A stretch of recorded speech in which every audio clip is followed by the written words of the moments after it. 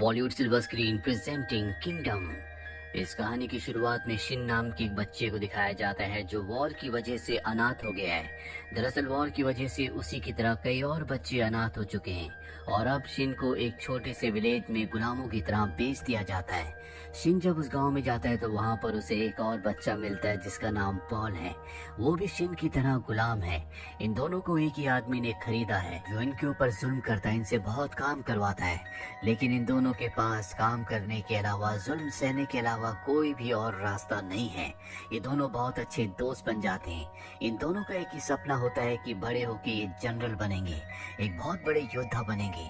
इसीलिए दोनों हमेशा जंगल में लड़ाई की, तलवारबाजी की प्रैक्टिस करते रहते हैं। हालांकि इनके पास असली तलवार नहीं होती, इसीलिए लकड़ी की तलवार से प्रैक्टिस करते हैं और इसी तरह से कई साल गुजर जाते हैं। दोनों के दोनों बड़े हो चुके हैं और एक बार जंगल में जब ये लकड़ी की तलवारों से एक दूसरे के साथ प्रैक्टिस कर रहे होते हैं, तभी वहाँ से सेना की एक टुकड़ी गुजरती है जिससे एक जनरल इनके पास आता है। वो इन दोनों को तलवारबाजी करते हुए देखकर बहुत इम्प्रेस हो जाता है। इसीलिए वो उस आदमी के घर जाता है जिसने बचपन में इन दोनों को खरीदा था। वो आदमी जनरल को देखकर उसके सामने झुक जाता है। जनरल बताता है कि मैं भ्रमण पर निकला हूँ ताकि मैं अपनी सेना में अच्छे योद्धाओं को शामिल कर सकूं। मैंने अभी अभी जंगल में दो योद्धाओं को लड़ते हुए देखा। उन दोनों में से एक को मैं अपने साथ ले जाना चाहता हूँ, जिसे मैं लड़ाई की, फाइटिंग की, तलवारबाजी की और भी कलाएं सिखाऊंगा ताकि वो एक बेहतरीन योद्धा बन सके। ये सुनकर शिन को बहुत खुशी होती है कि अब इन दोनों में से एक यहाँ से जा सकता है, जो इनका सपना था। जनरल पॉल को चुनता है जिससे शिन को खुशी होती है। शिन पॉल से कहता है कि तुम्हें यहाँ से जाना चाहिए। मैं यहाँ पर तलवारबाजी की प्रैक्टिस करूंगा और एक बहुत बेहतरीन योद्धा बनूंगा। उस रात को ये आखिरी बार एक दूसरे से तलवारबाजी करते हैं, बहुत प्रैक्टिस करते हैं और अगली सुबह पॉल उस जनरल के साथ यहाँ से चला जाता है, जिसके बाद शिन यहाँ पर अकेला रह जाता है। उसे अब दुगना काम करना पड़ता है, लेकिन वो मेहनत से हार नहीं मानता, वो बहुत मेहनत करता है। साथ ही दिन रात वो तलवारबाजी की प्रैक्टिस करता है और धीरे धीरे वो तलवारबाजी में इतना निपुण हो जाता है कि लकड़ी की तलवार से वो पत्थर को तोड़ देता है। यानी कि अब वो बहुत अच्छा तलवारबाज बन चुका है। एक रात को जब वो सो रहा होता है तभी उसका दोस्त पॉल उसके पास आता है, जो बहुत बुरी तरह से जख्मी होता है। वो अपनी जिंदगी की आखिरी सांसें ले रहा है। वो बताता है कि हमारे राजा को उनका भाई मारना चाहता था और जब उसने राजा को मारने के लिए अपने लोगों को भेजा तो उन लोगों ने मुझे राजा समझ लिया और मेरे ऊपर हमला करके मुझे जख्मी कर दिया। मैं बहुत मुश्किल से यहाँ तक पहुँचा हूँ। इसके बाद वो अपने दोस्त शिन को एक नक्शा देता है और कहता है कि ये नक्शा तुम्हें गांव तक ले जाएगा, जहाँ पर तुम्हें सेना की एक टुकड़ी मिलेगी जो तुम्हें फाइटिंग की अलग अलग कलाएं सिखाएंगे। और इसके बाद पॉल की मृत्यु हो जाती है। अपने दोस्त की मृत्यु से शिन पूरी तरह से टूट जाता है, क्योंकि इस दुनिया में उसके अलावा उसका कोई भी नहीं था और अब वो उन लोगों से बदला लेना चाहता है जिसने पॉल को मारा है। इसीलिए वो नक्शे के हिसाब से उस तरफ बढ़ चलता है जहाँ पर उसे पहुँचना है।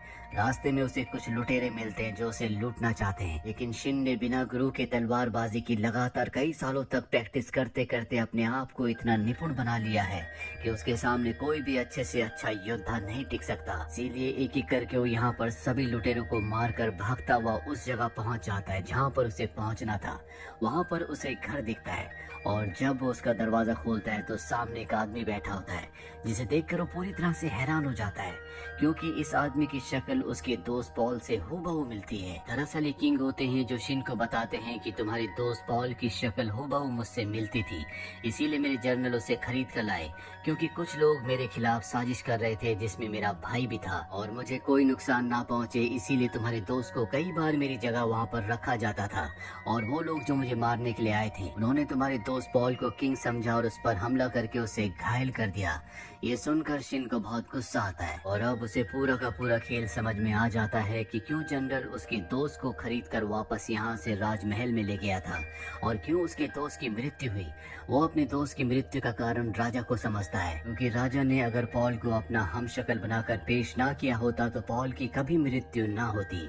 वहीं दूसरी तरफ हमें राजा के भाई के लोगों को दिखाया जाता है जो उस जगह पहुंच जाते हैं जहां पर पॉल ने और शिन ने पूरा बचपन बिताया था। वहां पहुंचने के बाद उन्हें पॉल की डेड बॉडी मिल जाती है। उन्हें पता चल जाता है कि जिस आदमी को उन्होंने मारा था वो राजा नहीं बल्कि उनका हमशक्ल था।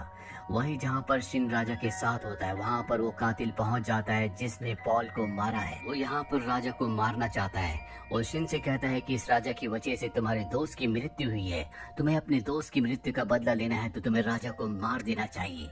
लेकिन शिन उसकी बातें नहीं सुनता और अपनी तलवार से उस कातिल के ऊपर हमला कर देता है। लेकिन ये कातिल बहुत ही अच्छा तलवारबाज होता है और अब शिन के बीच में और कातिल के बीच में घमासान तलवारबाजी होती है।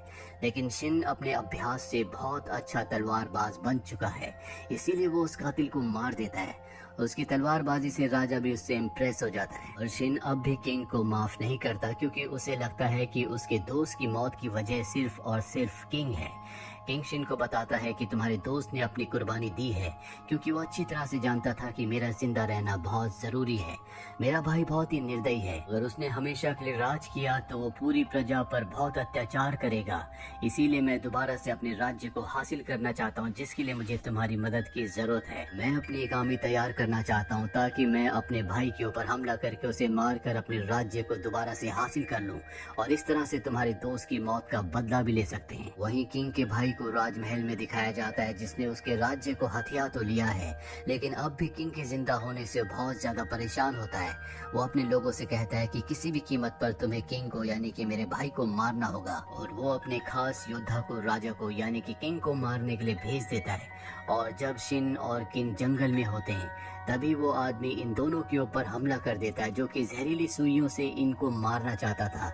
लेकिन शिन उसका मुकाबला करता है, वो अपनी तलवार से उस पर हमला करता है। वो भी बहुत अच्छा तलवारबाज होता है। इन दोनों के बीच में एक घमासान लड़ाई होती है, लेकिन इस लड़ाई में भी शिन की जीत होती है। शिन उसे मार तो देता है लेकिन एक जहरीली सुई उसके कंधे पर लग जाती है जिससे वो वहीं पर बेहोश हो जाता है और किंग उसका ख्याल रखते हैं, उसका इलाज करते हैं और जल्दी वो होश में आ जाता है। अगले दिन यहाँ पर बहुत सारे सैनिक आ जाते हैं जिसमें किंग का जनरल भी होता है। वो किंग से कहता है कि मैं अब भी आपका वफादार हूँ, मैं आपके लिए लड़ना चाहता हूँ। किंग जानते हैं कि जनरल सच कह रहा है, वो हमेशा से उनका वफादार था। लेकिन किंग के पास अब भी उतनी आर्मी नहीं है कि वो अपने भाई की सेना का मुकाबला कर सके। उनका जनरल कहता है कि हमें पहाड़ी कबीलों के पास जाना चाहिए, वो बहुत अच्छे योद्धा होते हैं, अगर वो हमारी मदद करने के लिए तैयार हो जाए तो हम आपके भाई की सेना का मुकाबला कर सकते हैं। और अब ये सब के सब एक लंबे सफर पर निकल पड़ते हैं। जंगलों को पार करते हुए ये उस जगह तक पहुंच जाते हैं जहां पर पहाड़ी कबीले वाले रहते हैं। वो सब के सब इन्हें घेर लेते हैं और अपने लीडर के पास ले जाते हैं। यहाँ पर किंग उस लीडर को सब कुछ बताता है कि कैसे उन्हीं के भाई ने उसे धोखा दिया और उनके पूरे राज्य को हड़प लिया। वो बताते हैं कि मेरा भाई एक अच्छा राजा नहीं है, वो सब पर बहुत अत्याचार करेगा, इसीलिए हमें आपकी मदद की जरूरत है। तो पहाड़ी कबीलों का जो लीडर होता है वो इनकी मदद करने से मना कर देता है क्योंकि अतीत में किंग के लोगों ने इनके ऊपर बहुत अत्याचार किए होते हैं। किंग यहाँ पर इनसे माफी मांगते हैं और कहते हैं कि एक बार फिर से किंग बनने के बाद आपके साथ कभी ऐसा नहीं होगा। जिसके बाद पहाड़ी कबीलों का जो लीडर होता है इनकी मदद करने के लिए तैयार हो जाता है। अब वो अपने मास्क को हटाता है जिसके पीछे एक लड़की होती है। दरअसल इनकी जो लीडर है वो एक लड़की है। वो किंग से कहती है कि हम वादा करते हैं कि हम तुम्हारी मदद करेंगे। और अब ये सब के सब एक प्लान बनाते हैं जिस प्लान के तहत ये राजा को मुखौटा पहनाकर अपनी सेना में शामिल करके ये अपनी पूरी की पूरी सेना को राजा के भाई यानी कि खुद राजा के महल के बाहर ले जाते हैं, जहाँ राजा का भाई जिसने खुद को यहाँ का राजा घोषित कर दिया उसका कमांडर इनके पास आता है। यहाँ पर जो पहाड़ी सेना की लीडर होती है वो कमांडर से कहती है कि हम भी तुम्हारी सेना में शामिल होना चाहते हैं ताकि हम भी राजा के लिए सर्व कर सकें। ये सुनकर किंग के भाई को बहुत खुशी होती है और वो इन्हें अपनी सेना में शामिल करने के लिए मान जाते हैं। इसके बाद इन्हें बड़े दरवाजे से राज्य की दीवारों के अंदर लाया जाता है, जिसके बाद ये सब के सब वहाँ की सेना पर हमला कर देते हैं। इसके बाद किंग के भाई की सेना और पहाड़ी कबीले की सेना के बीच में घमासान युद्ध होता है, लेकिन पहाड़ी कबीले के जो सैनिक होते हैं बहुत ज्यादा खतरनाक होते हैं, इसीलिए किंग के भाई की सेना पर पूरी तरह से हावी हो जाते हैं। वहीं शिन किंग और जनरल को दिखाया जाता है जो एक खुफिया रास्ते से महल के अंदर दाखिल हो जाते हैं। वहाँ पहुँचने के बाद ये सब के सब अलग हो जाते हैं। शिन कुछ लोगों के साथ उस तरफ बढ़ चलता है जहाँ पर किंग का भाई है। तभी इनके सामने एक बहुत खतरनाक मॉन्स्टर जैसा इंसान आ जाता है जो कि बहुत ही पावरफुल होता है। शिन उससे अकेला ही युद्ध लड़ता है और इस युद्ध में भी शिन की जीत होती है, वो उस मॉन्स्टर को मार देता है।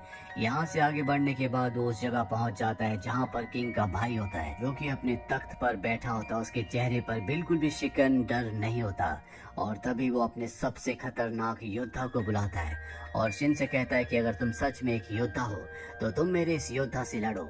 जिसके बाद शिन उसके चैलेंज को एक्सेप्ट करके इस योद्धा से लड़ता है जो कि बहुत अच्छा तलवारबाज होता है।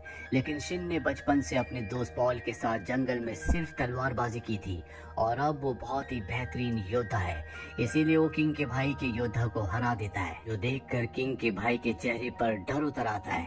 वो अपनी जान बचाने के लिए यहाँ से भागने लगता है, लेकिन तभी बाहर पहाड़ी योद्धा उसे घेर लेते हैं और तब किंग उसके सामने आता है जो एक ही वार से अपने भाई को खत्म कर देता है और इस तरह से अपने राज्य को वापस हासिल कर लेता है। शिन ने भी अपने दोस्त की मौत का बदला ले लिया है, साथ ही उसका जो हमेशा से सपना था कि वो एक योद्धा बनना चाहता है, वो सपना भी अब पूरा हो चुका है, क्योंकि उस जैसा तलवारबाज इस दुनिया में शायद कोई भी नहीं है। यहाँ पर पहाड़ी कबीलों की जो लीडर होती है वो भी अपनी सेना के साथ अब किंग का हमेशा के लिए साथ देने को तैयार हो जाती है, यानी कि अब वो अपनी सेना अपने लोगों के साथ यही राज्य में रहेगी। और इसी के साथ ये फिल्म, ये कहानी यहीं पर खत्म हो जाती है। उम्मीद करते हैं कि ये कहानी आपको पसंद आई होगी।